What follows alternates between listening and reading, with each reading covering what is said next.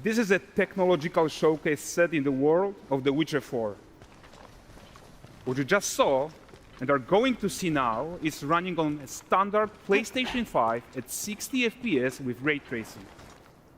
So in the game, you'll be playing as Ciri, a professional monster slayer, a witcher. She explores the world and hunts down monsters for coin. The region we are in is called Kovir, and you'll get to explore it in a game. Right now, Ciri is investigating a monster, and after gathering new clues, she is heading back to a nearby village.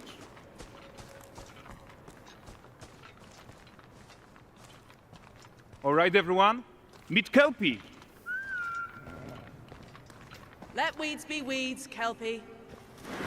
So just like Geralt had Roach, Ciri has her own loyal companion.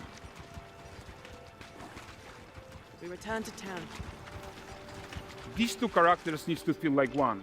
Since you're gonna explore the world on horseback, riding needs to feel seamless, natural, and just fun. Yeah, and to support that, we're introducing multi-character motion matching in Unreal. So Ciri and Kelpie, they're perfectly synchronized when mounting from any angle and speed. And we also support root motion movement on Kelpie, so controlling her feels realistic and grounded. And there are also some really nice improvements to our Unreal Chaos Flesh Solver and these machine-learned deformations. So you've got realistic muscles moving and stretching under Kelpie's skin without compromising the performance there.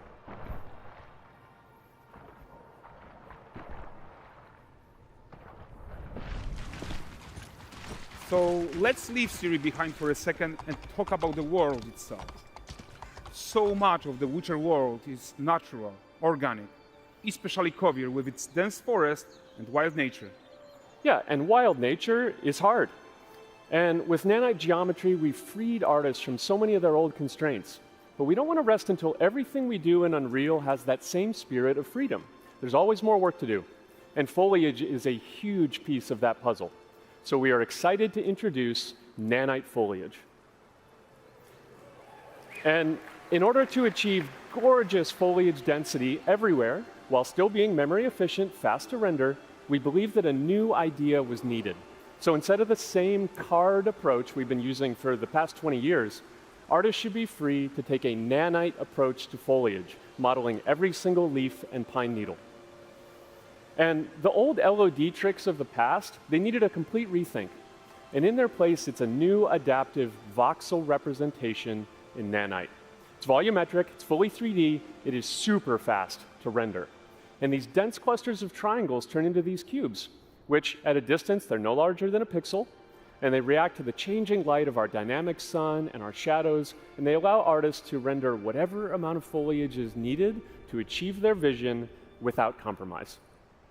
And no compromise means how ambitious we are when it comes to bringing our vision to life with incredible visuals. But more than that, together with Epic, we created faster way to load the world.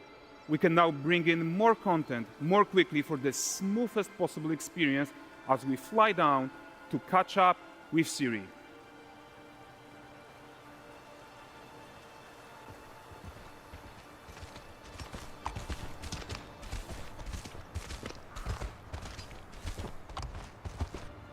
Welcome to Valdrest. So Valdrest is a port town, a hub for fishing, trade, and mining. It's one of those places where you can meet shady characters or overhear gossip from other lands. It's also where Ciri took on her current contract. High-tech, let's leave Kelpie here and explore the marketplace and food.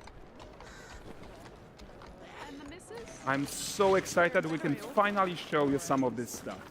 Let's see what Valdrest has to offer. Not her again. Not even at the land Exeter Fair! Now, 9 gazes while I present him with a fish. For the furry rascal will often wink, and the fair's weight grants good fortune. For this feat,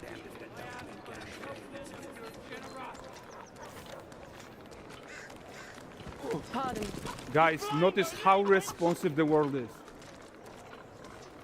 Character actions directly affect what happens around you, sometimes even setting off chain reactions. Everything is working together.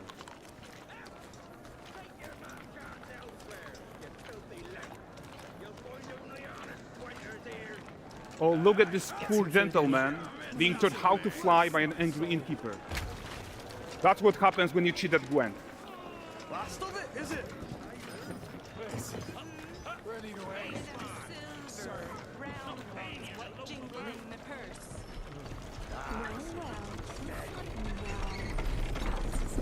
Okay, so this is the guy who gave the quest his own. Like you probably suspect, he has his own agenda in all of this. You're off your tits again, Wilfred. Get your ass up.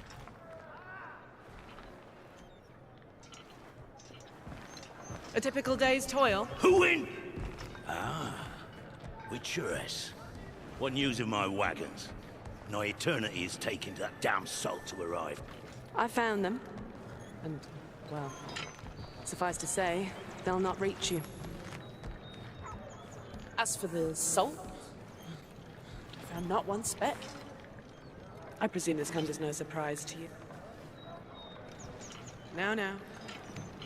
Kavir's smuggling trade is of no concern to me. Shush, shush, shush. The manticore that flattened your cart and devoured your men, quite the opposite. Manticore? No, them winged hellspawn dwell in the arse end of Creighton, not here.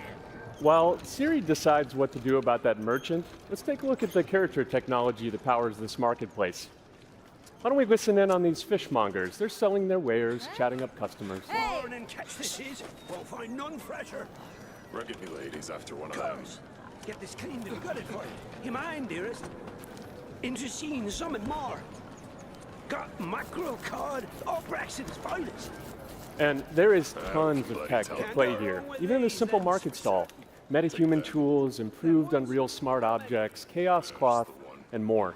Yeah, and all of this exists to make sure that the gap in quality between Siri and NPCs is as small as possible. Yeah, and closing that gap, it's not just about fidelity, right, but also authenticity. They should react to changes in the world around them. But the prisoner in pillory isn't exciting enough for Valdrest. Let's grab everyone's attention with a circus.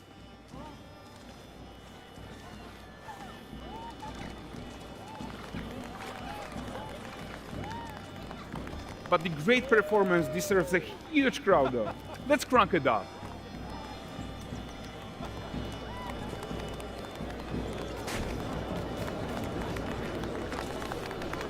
So you are seeing tons of optimizations here to many of Unreal systems, including an entirely new Unreal animation framework, allowing us to fit easily in our 60 FPS budget, not just in rendering, but also with room to spare on the game thread. Over 300 animated skeletal mesh agents all going about their business. And the whole point is to leave breathing room for developers like you to introduce the gameplay and the systems that your players expect, empowering you to make your worlds come to life without Unreal standing in your way. You are right, and that's the open world RPG that we're making. But before we wrap up, how about one final check-in with Siri?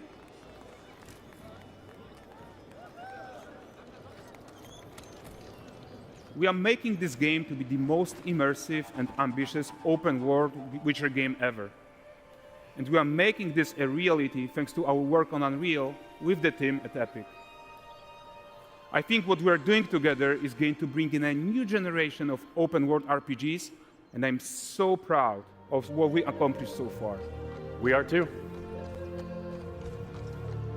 So we're almost done, but before we go, here's a small gift for all Witcher fans.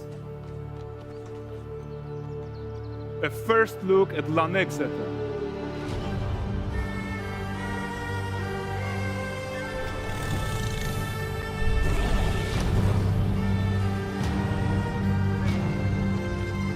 Onward, Kelpie. We've worked to do.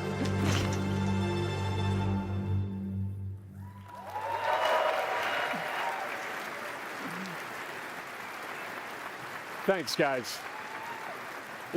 Seriously, it looks amazing. And we've also barely scratched the surface of what's coming in Unreal 5.6. So here's Julien to tell you even more. Thank you very much. Thank you so much.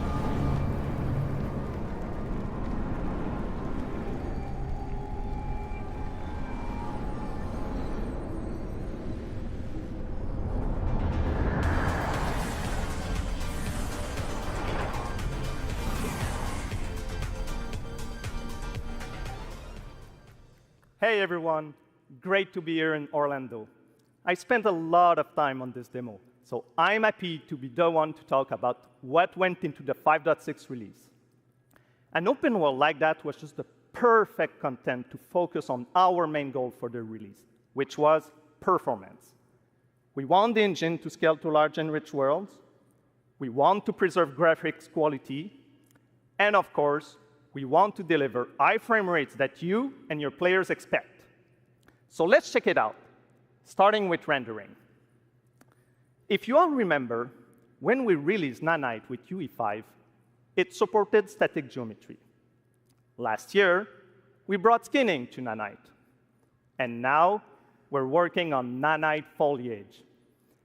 The only way to have a forest that looks as good as this one is to use 3D geometry for all parts of the trees, just like we do for everything else. However, this is a crazy amount of fine geometry, so we had to rethink how trees are created and displayed. To create them, we developed Nanite assemblies. These 28 little parts that you see are all that we use to build all the spruces from the forest. They are instanced thousands of times and used like building blocks to assemble trees in different ways. And as you probably noticed with the wind effect, they even support skeletal animation, which runs on the GPU. Thanks to assembly, we greatly reduce the storage, the runtime memory, and the rendering cost. Then, to display an entire forest, the challenge was to preserve fidelity and performance from any distance. Let's check up close the level of detail we're talking about here. Lots of details. But this triangle representation is not the most efficient when far away, due to the amount of overlapping. And that's why we made an adaptive voxel representation. But in reality, you'll never see those voxels this close, since when we move the camera back, they're barely a pixel. Nanite foliage is almost done. We are moving it to the main line as we speak, and it will be available for everyone in 5.7. Another thing I would like to share is that ray tracing and Lumen now run more than twice as fast, with no visual trade-off compared to when UE5 was released. And because of that, we can now hit 60 FPS on consoles. And finally, we rewrote the rendering pipeline to run asynchronously so you can increase the richness of your scenes even more. Now let's talk about chaos physics. For chaos cloth, we improve our cloth-to-cloth constraint solution. This removes a lot of collision evaluation when garments are piling up and interacting with each other. Even for complex setup like Series Cape, we hit a sub-millisecond budget on PS5. With Chaos Flesh, we introduce procedural muscle activations to make deformation and motion more natural. Your artist will still have control over tetrahedral simulation and train ML models that run fast in real time. We now support the baking of fluid surface data into lightweight assets to be played back at low cost. This is going to give you high-fidelity water without the performance cost of real-time fluid simulation. For animation, we work on both performance and fidelity. Here, you can see how Siri and Kelpie match up in their interaction. Well, that works no matter the angle of approach. That's our modes character motion matching solution. We also added motion matching in Sequencer to build stitch tracks. With them, you can seamlessly transition from gameplay to cinematic. Also, we now have a secondary layer of animation driven by physics in Control Rig. We used it in Kelpie's rig to drive the mane, the tail, and the saddlebags. And now, I'm happy to announce that all these features are already integrated into our new Unreal Animation framework, which we are releasing as experimental in 5.6. We built it with performance first in mind. Animation evaluation are now running in parallel off the game thread, which was our bottleneck. And for the other character systems that are just as costly, like movement, avoidance, state tree behaviors, we also move them to worker threads. This is really going to help you create scenes that are crowded and lively. Streaming has always been a big deal regarding performance. And the three biggest improvements we made are physics state creation, which now runs async, improve runtime PCG for ground scatter on GPU, and a new FastGeo plugin to stream static geometry. And just to take a different example, in CitySample, the streaming time was cut down by 90% while moving at high speed. We focus on a lot of areas for performance in 5.6, and mobile is no exception. We work on better defaults and scalability settings for mobile and minimize the default package size.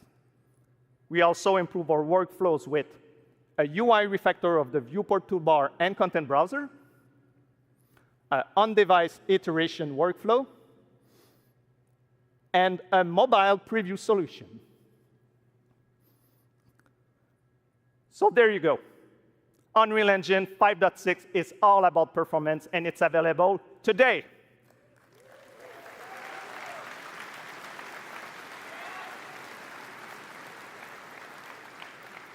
Please go enjoy the tech talks and session we have for you guys and come chat with us. And now, please welcome Chris from the MetaHuman team. Thank you.